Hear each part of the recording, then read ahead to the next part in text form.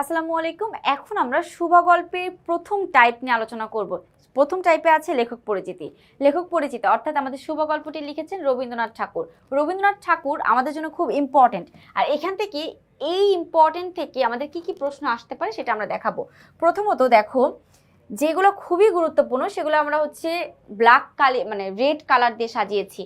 তো 1 নম্বর প্রশ্ন, রবীন্দ্রনাথ ঠাকুর কত খ্রিস্টাব্দে জন্মগ্রহণ করেন? খ্রিস্টাব্দ মানে তার ইংরেজি সালটা সম্পর্কে জানতে চেয়েছে।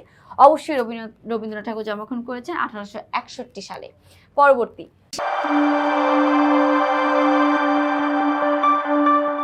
রবীন্দ্রনাথ ঠাকুর কত সালে নোবেল পুরস্কার পেয়েছেন? দেখো, নোবেল পুরস্কার যে তিনি পেয়েছেন এটাও আমাদের জন্য অনেক গুরুত্বপূর্ণ প্রশ্ন, বিভিন্ন বোর্ডে আসতে দেখা গেছে। তিনি 1913 সালে নোবেল পুরস্কার পেয়েছেন। 3 নম্বরে আছে রবীন্দ্রনাথ ঠাকুর কোন কাব্যের জন্য নোবেল পুরস্কার পেয়েছেন? খনিকা তার লেখা, বাট খনিকার জন্য তিনি পুরস্কার পান নাই। মানুষই তার লেখা, কিন্তু মানুষের জন্য তিনি পুরস্কার পান নাই। সোনার তরীও তিনি লিখেছেন, কিন্তু সোনার তরীর জন্য তিনি পুরস্কার পান নাই। তিনি পুরস্কার পেয়েছেন কিসের জন্য? শুধুমাত্র গীতাঞ্জলি কাব্যের জন্য তিনি পুরস্কার পেয়েছেন। 4 নম্বর প্রশ্ন আছে, রবীন্দ্রনাথ ঠাকুরের প্রথম প্রকাশিত গ্রন্থ কোনটি? তিনি প্রথম যে গ্রন্থটা লিখেছেন সেটা একটি কবিতা, যে কবিতার নাম বনফুল। মাত্র 15 বছর বয়সে তিনি এই কবিতাটাই লিখেছিলেন।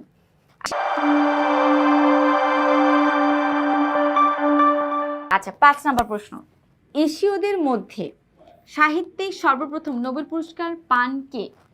এশিয়ার মধ্যে সবার আগে যিনি নোবেল পুরস্কার পেয়েছেন সেটা অবশ্যই কেঞ্জাবুরোয়ে না, নাগিব মাহফুজ এটাও না, অরহান পামুক এটাও না।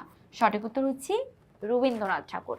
আচ্ছা, আমরা 6 নম্বর প্রশ্ন দেখব। দেখো 6 কি বলেছে, রবীন্দ্রনাথ ঠাকুরের সাথে 7 মে ও 7 আগস্ট, রবীন্দ্রনাথ ঠাকুরের সঙ্গে 7 মে ও 7 আগস্ট কিভাবে সম্পর্কিত?